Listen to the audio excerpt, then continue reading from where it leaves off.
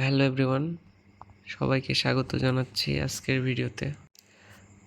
আজকের ভিডিওটা এইচএসসি 25 ব্যাচের স্টুডেন্টদের জন্য বেসিক্যালি। আজকের টপিক হচ্ছে এইচএসসিতে জিপিএ 5 পাওয়ার সহজ সমীকরণ নিয়ে, অর্থাৎ একটা স্টুডেন্ট সর্বনিম্ন যেভাবে জিপিএ 5 পেতে পারে আর কি, সেটা নিয়ে কথা বলবো। তো প্রথমে কেস 1,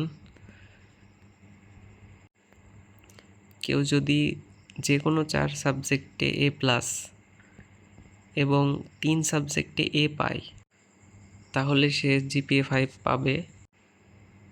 এরপর কেস 2তে কেউ যদি যে কোনো 5 সাবজেক্টে A+ এবং বাকি 2টা সাবজেক্টে A- অথবা একটা সাবজেক্টে A, একটাতে B অথবা একটাতে A এবং আরেকটাতে A- পায়, তাহলেও সে জিপিএ 5 পাবে। এরপর কেস 3তে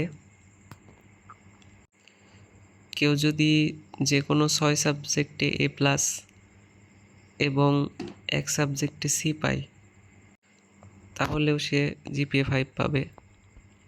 লাস্ট কেস, কেউ যদি 6 সাবজেক্টে A+ পায় এবং তার যে 4th সাবজেক্ট এটাতে F পায় বা ফেল করে, তাহলেও সে জিপিএ 5 পাবে। তো এই প্রথম কেস, দ্বিতীয় কেস, তৃতীয় কেস এবং চতুর্থ কেস, এরকম ক্ষেত্রে একটা স্টুডেন্ট সর্বনিম্নভাবে আসলে প্লাস পেতে পারে। তো এই ছিল আজকের ভিডিও।